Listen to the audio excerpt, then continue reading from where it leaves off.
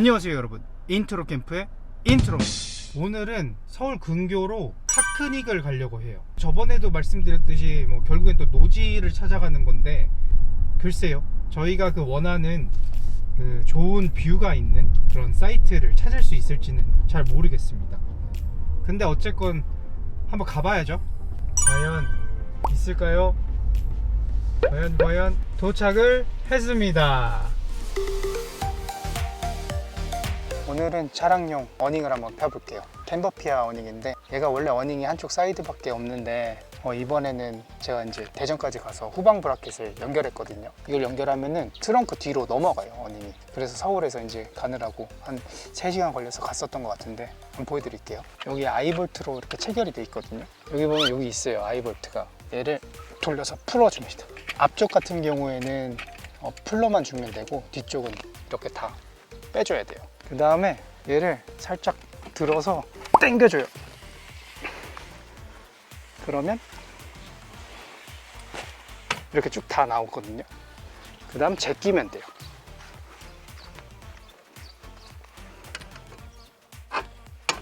이렇게 걸어주면은 어닝이 뒤로 가게 되죠.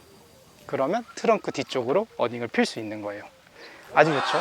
근데 여기서 중요한 게 뭐냐면 얘가 고정이 안 돼요. 그러니까 바람이 불면 얘가 이렇게 뜨더라고. 그래서 차량이랑 연결할 때 왼쪽으로 고정시킬 때 있는 부분인데, 이 브라켓에다가 끈을 달아가지고 아래로 팩다운을 하면 돼요.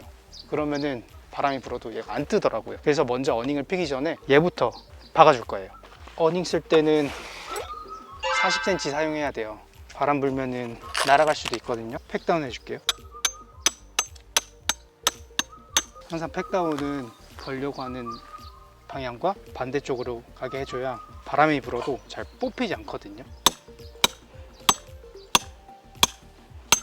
적당히 박아주고 스트링을 연결할 거예요. 근데 저 같은 경우에는 스트링에 라쳇이 달려 있는데, 이 비너를 여기다가 걸어주면, 이렇게 걸어주면 절대 안 돼요. 왜냐면은 바람이 많이 불게 되면 이 40cm 팩도 빠질 수가 있거든요. 근데 얘가 걸려 있으면 바람에 얘가 날아다녀요. 사람한테 꽂힐 수도 있기 때문에 이렇게 하면 절대 안 돼요. 그래서 저는 반대편에다가 올가미 매듭을 줘줬거든요. 그래서 얘를 여기다 이렇게 걸어 놓으면 바람이 불면서도 빠질 수가 있다는 거죠. 근데 비너를 여기다 이렇게 연결해 놓으면 바람이 불면 이렇게 날아다녀요. 되게 위험하거든요. 절대 팩에다가는 비너를 같이 꼽으면 절대 안 됩니다. 걸어주고 끝까지 박아줘야 돼요. 끝까지. 라쳇을 걸어줄게요. 그리고 당기면 돼요. 이렇게 해놓으면 바람이 불어도 안 날아가거든요. 저번에 한번 날아갈 뻔 해가지고 그 다음 생각한 거예요. 그 다음에 어닝을 펴볼게요. 쭉 열어줘요. 제껴줍니다. 그리고 원래는 얘를 먼저 피라고 하거든요. 근데 얘를 먼저 피고 하면은 어닝의 사이드 부분을 지지해주는 폴대가 있어요. 그거를 혼자서 피기가 힘들더라고. 그래서 가운데 빼놓고 펴준 다음에 가운데 벨크로를 풀러놓고 얘를 먼저 피는 게 아니라 사이드 폴을 먼저 빼줘요. 그 다음에 풀러요. 돌돌돌 말려있는 거를 풀러줍니다. 다 풀러주면 폴대가 나오고, 아까 전에 뺐던 사이드 폴을 여기다 살짝 고정만 이렇게 해주면 돼요. 반대쪽도 마찬가지로 가서 이렇게 우선적으로 고정을 해준 다음에 원하는 높이로 들어 올리면 돼요. 그리고 나서 타이트하게 사이드 폴대를 이렇게 펴주면 돼요. 벨크로로 붙여주고, 이쪽 자체는 브라켓으로 고정이 돼 있어 가지고 경첩이 돼 있어요. 경첩으로. 그래서 이쪽은 이미 고정이 돼 있는 거예요. 근데 이쪽은 아까 전에 보시다시피 그냥 걸기만 하는 부분이라서 이렇게 스트링을 연결 안 해주면은 얘가 떠요. 그러니까 바람이 이렇게 치니까 얘가 뜨는 거예요. 그래서 얘는 스트링을 꼭 해줘야 돼요. 팩을 가지고 이 뒤쪽도 똑같은 방법으로 팩다운을 해서 스트링을 걸어줍니다. 똑같아요. 어느 정도 팩을 받고 스트링 걸어주고 팩다운을 끝까지 해줍니다. 그 다음에 프론트월 장착할게요. 보면은 여기랑 연결할 수 있게 돼 있어요. 그래서 한쪽 끝을 넣어서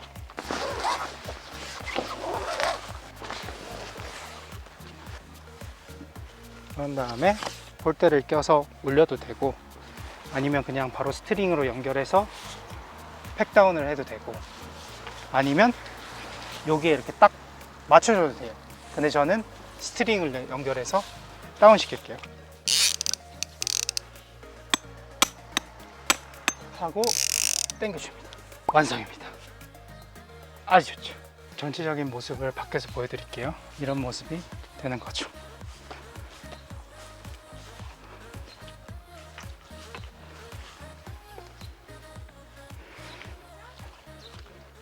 제가 사실 더울까봐 크레모아 V600 플러스를 가져왔거든요. 근데 괜히 가져왔어요. 너무 시원해요.